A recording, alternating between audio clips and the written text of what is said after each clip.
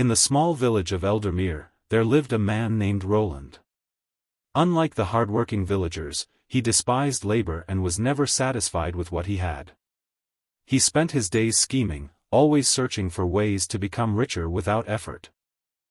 One evening, while wandering through the dense forest, he stumbled upon an ancient shrine hidden beneath twisted roots and overgrown vines.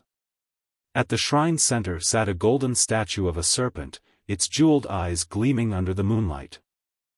As Roland reached out to touch it, a chilling voice filled the air.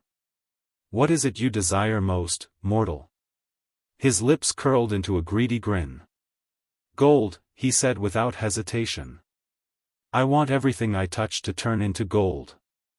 A low chuckle echoed through the forest. "So be it." A surge of energy coursed through Roland's veins, and the world around him seemed to shimmer for a moment.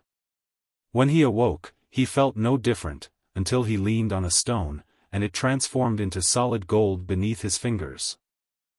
Excitement pulsed through him. Testing his new gift, he touched a tree trunk, then a rusty old shovel, then the rags he had worn for years. In an instant, everything became brilliant gold.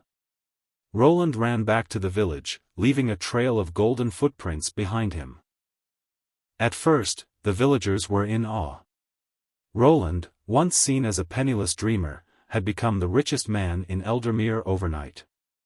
He turned wooden doors into gilded masterpieces, transformed ordinary tools into treasures, and covered his house in dazzling gold. People came from far and wide, offering him riches for his golden touch. But Roland refused, thinking, "Why share my gift when I can have everything for myself?" However, his joy was short-lived.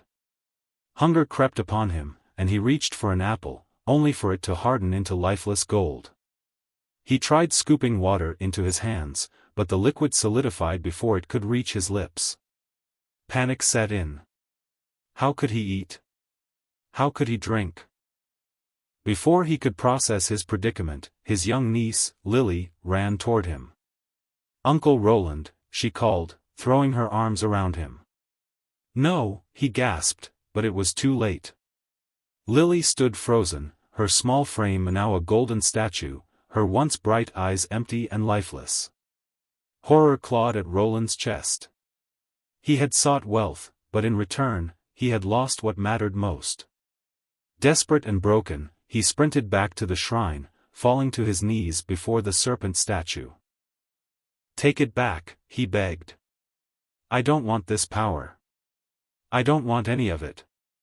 The voice returned, colder this time. "You asked for endless gold, and you have it. What more do you seek?" Tears streamed down his face. "I was a fool. I'll give up everything, just please, bring her back." Silence. Then, the wind howled through the trees, carrying a whisper.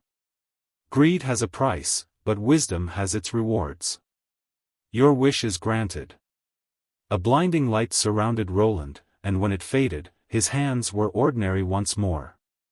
He sprinted back to the village, his heart pounding. There, in front of his home, stood Lily, alive, smiling, as if nothing had happened.